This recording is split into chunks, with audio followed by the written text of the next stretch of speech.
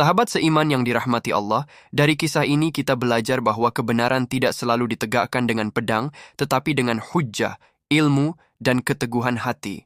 Inilah yang tampak ketika Rasulullah berhadapan dengan delegasi Nasrani Najran yang datang dari jauh, menempuh perjalanan panjang dari Yaman demi mencari dan menguji kebenaran. Ibnu Ishaq meriwayatkan bahwa ketika rombongan Nasrani Najran yang berjumlah sekitar 60 orang datang ke Madinah, mereka memasuki Masjid Nabawi. Saat itu Rasulullah sedang melaksanakan salat asyar, sementara mereka memakai pakaian kebesaran, jubah, mantel, dan penampilan mewah. Para sahabat kagum dan berkata, "Kami belum pernah melihat rombongan seindah ini."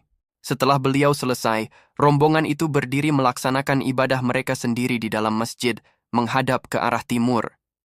Sebagian sahabat hendak melarang, namun Rasulullah bersabda lembut, "Biarkan mereka, syalat dengan cara mereka." Setelah itu mereka duduk bersama Rasulullah. Dialog panjang pun dimulai, dan topiknya tak lain adalah tentang Nabi Isa alaihi salam. Dengan penuh keyakinan mereka berkata, Isa adalah Allah. Sebagian yang lain menambahkan, Isa adalah anak Allah. Ada pula yang bersuara, Isa adalah salah satu dari 3 Tuhan. Mereka mencoba menguatkan pendapat dengan menyebutkan mukjizat-mukjizatnya. Mereka berkata, bukankah Isa mampu menghidupkan orang mati, menyembuhkan orang sakit, mengetahui perkara gaib, bahkan menciptakan burung dari tanah, lalu meniupkannya hingga hidup? Tidakkah itu bukti bahwa Ia adalah Tuhan? Rasulullah menjawab dengan penuh ketegasan, semua itu bukanlah kekuasaan dirinya, melainkan mukjizat yang Allah anugerahkan kepadanya. Segala yang terjadi, terjadi hanya dengan izin Allah. Mereka kemudian melanjutkan, Isa lahir tanpa seorang ayah dan telah berbicara sejak masih bayi. Bukankah itu pertanda bahwa Ia anak Allah? Rasulullah menolak anggapan itu dan menjelaskan bahwa tiadanya seorang ayah tidak menjadikan seseorang ilahi. Bukankah Allah menciptakan Adam tanpa ayah dan tanpa ibu? Jika demikian, Adam tentu lebih layak mereka anggap sebagai Tuhan. Namun kenyataannya Adam hanyalah manusia ciptaan Allah dan demikian pula Isa. Sebagian yang lain mencoba membangun alasan dari lafaz kitab suci. Mereka berkata, bukankah dalam Al-Quran dan juga Taurat, Allah sering berfirman dengan kata, kami menciptakan, kami memutuskan. Bukankah itu menunjukkan bahwa Allah lebih dari satu? Rasulullah menolak klaim mereka seraya mengajak dengan tegas, masuklah kalian ke dalam Islam. Mereka menjawab, kami sudah masuk Islam sebelum engkau. Rasulullah menolak ucapan itu. Kalian belum masuk Islam. Ada 3 hal yang menghalangi kalian. Kalian berkata, Allah punya anak, kalian menyembah salib, dan kalian memakan babi. Mereka lalu bertanya, kalau begitu, siapa ayahnya Isa, wahai Muhammad? Rasulullah terdiam, tidak langsung menjawab, maka Allah menurunkan wahyu di awal surah Ali Imran sebagai jawaban. Allah berfirman, Alif Lam Mim, Allah tiada Tuhan selain Dia, yang maha hidup lagi maha berdiri sendiri. Dia menurunkan Alkitab dengan benar, membenarkan kitab-kitab sebelumnya. Dia menurunkan Taurat dan Injil sebelumnya, dan Dia menurunkan Al-Furqan. Ayat-ayat itu menegaskan dengan jelas bahwa Allah adalah Tuhan yang esa, tidak beranak dan tidak diperanakkan. Isa hanyalah hamba dan nabi pilihan, seorang manusia yang Allah ciptakan dengan meniupkan ruh ke dalam rahim Maryam. Allah berfirman, Dialah yang membentuk kalian dalam rahim sebagaimana yang Dia kehendaki. Maka sebagaimana manusia lain, Isa pun ciptaannya, bukan Tuhan. Allah menutup ayat-ayat itu dengan pernyataan tegas, tiada Tuhan selain Dia yang maha perkasa lagi maha bijaksana.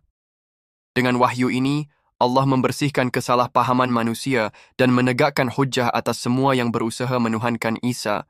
Sesungguhnya agama yang benar di sisi Allah hanyalah Islam, yaitu tauhid kepada Allah semata dan membenarkan para rasulnya.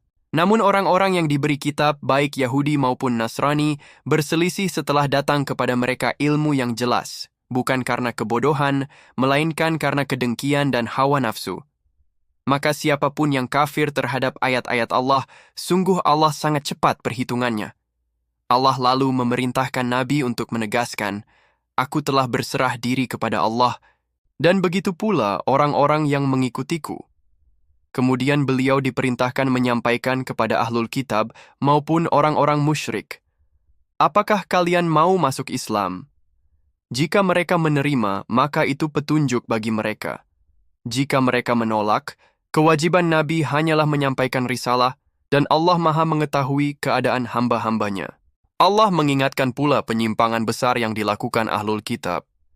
Mereka mendustakan ayat-ayat Allah, membunuh para nabi tanpa alasan, bahkan membunuh orang-orang yang menyeru kepada kebenaran dan keadilan.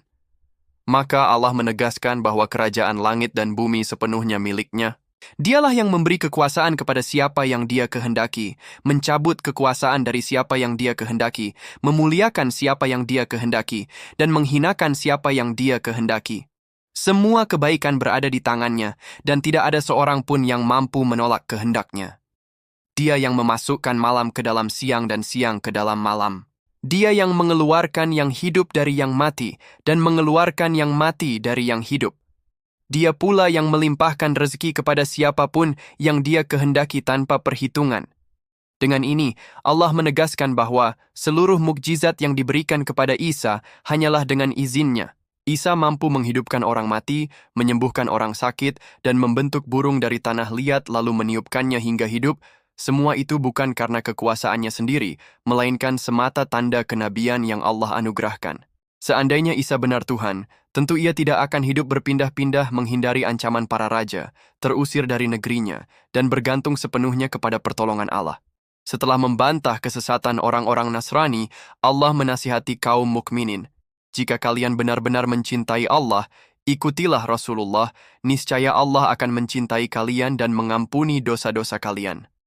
Allah Maha Pengampun lagi Maha Penyayang. Karena itu, taatilah Allah dan Rasul-Nya, sebab ciri-ciri beliau telah kalian temukan dalam kitab-kitab terdahulu. Tetapi jika kalian berpaling, maka sesungguhnya Allah tidak mencintai orang-orang kafir. Kemudian Allah mengingatkan kisah keluarga yang dipilihnya. Allah telah memilih Adam, Nuh, keluarga Ibrahim, dan keluarga Imran di atas seluruh manusia. Mereka adalah keturunan yang bersambung dalam kebaikan, sebagian dari sebagian yang lain, dan semuanya berada dalam pilihan Allah yang Maha Mengetahui. Istri Imran pernah bernazar dengan penuh ketulusan. Ya Rabbku, sesungguhnya anak yang ada dalam kandunganku ini akan aku jadikan hamba khususmu, bebas dari urusan dunia, hanya untuk beribadah kepadamu. Allah pun menerima nazarnya. Ketika anak itu lahir, ternyata seorang perempuan. Ia berkata dengan penuh kerendahan hati, Ya Rabbku, anakku ini perempuan, dan engkau lebih tahu apa yang aku lahirkan. Laki-laki tidaklah sama dengan perempuan. Aku menamainya Maryam, dan aku mohon perlindunganmu untuknya serta keturunannya dari godaan setan yang terkutuk. Maka Allah menerima Maryam dengan penerimaan yang terbaik, menumbuhkannya dengan pertumbuhan yang indah, dan menjadikan Nabi Zakaria sebagai pengasuhnya. Ketika Maryam tumbuh dalam kesucian, malaikat datang menyampaikan kabar gembira. Wahai Maryam, sesungguhnya Allah memilihmu, menyucikanmu, dan mengangkatmu di atas seluruh wanita dunia. Maka taatlah kepada Rabbmu, bersujudlah dan rukuklah bersama orang-orang yang rukuk. Bahkan Allah memberitahu Nabi Muhammad tentang peristiwa yang tidak disaksikan manusia kebanyakan ketika para pemuka agama saling berselisih siapa yang berhak mengasuh Maryam. Mereka akhirnya mengundi dengan pena-pena mereka, dan Allah memenangkan Zakaria. Semua itu adalah bukti kenabian Nabi, karena beliau menceritakan kisah yang tersembunyi dan tidak diketahui umat sebelumnya. Kemudian malaikat berkata lagi kepada Maryam, Wahai Maryam, sesungguhnya Allah memberi kabar gembira kepadamu dengan kalimat darinya, namanya Al-Masih Isa bin Maryam. Ia mulia di dunia dan di akhirat, termasuk orang-orang yang dekat kepada Allah. Ia akan berbicara kepada manusia sejak bayi dalam buayan dan ketika dewasa, dan ia termasuk orang-orang saleh. Maryam terheran, Ya Rabbku, bagaimana mungkin aku memiliki anak, sementara aku belum pernah disentuh seorang lelaki pun? Allah menjawab, Allah menciptakan apa yang Dia kehendaki. Jika Dia berkehendak atas sesuatu, Dia hanya berkata, jadilah, maka terjadilah. Allah lalu mengajarkan kepada Isa Taurat, Injil, dan hikmah, serta mengutusnya sebagai Rasul kepada Bani Israel. Isa berkata kepada kaumnya, Aku datang kepada kalian membawa tanda dari Rabbku.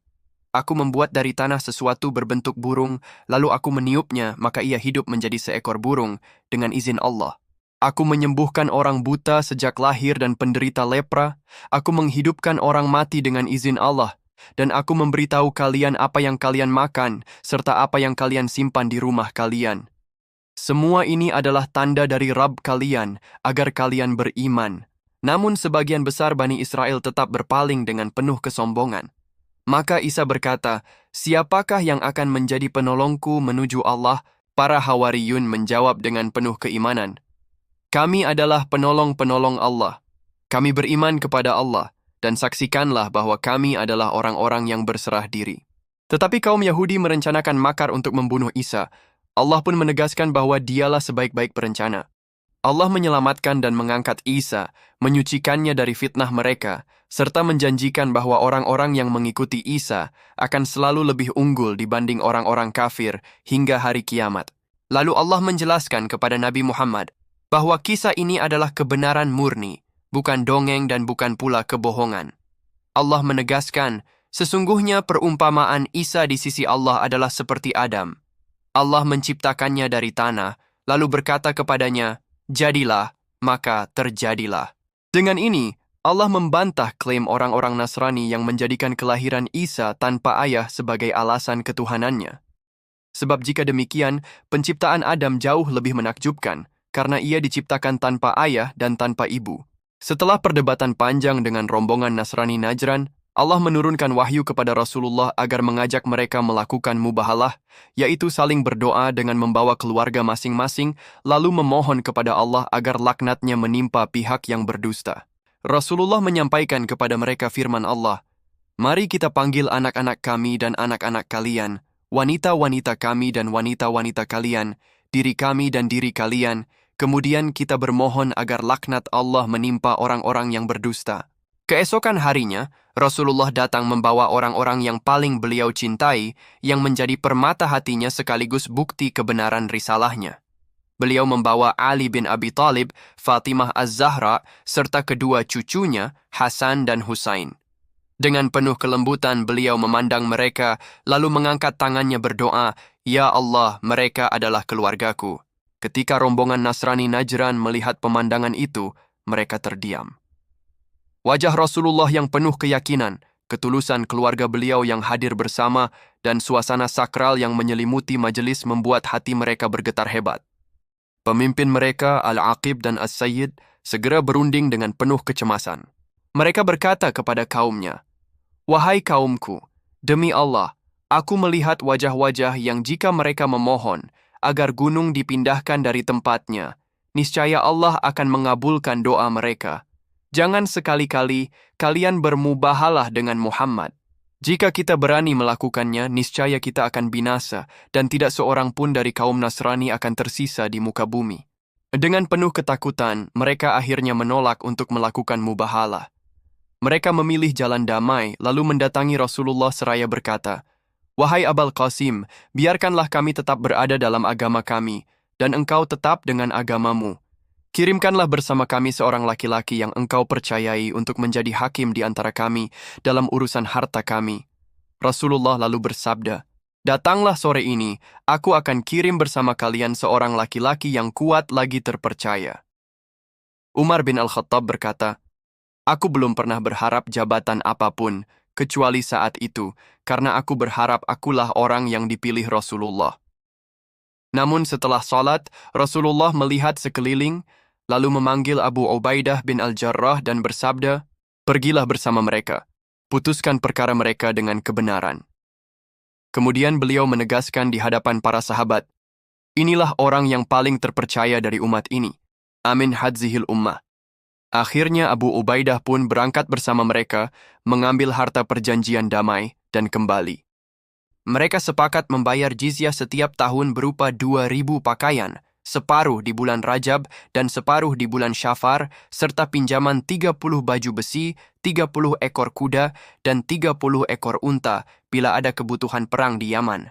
Sebagai gantinya, Rasulullah memberi mereka perlindungan dan jaminan keamanan atas agama, harta, dan rumah ibadah mereka. Sebagian dari pemimpin Nasrani itu akhirnya masuk Islam setelah pulang.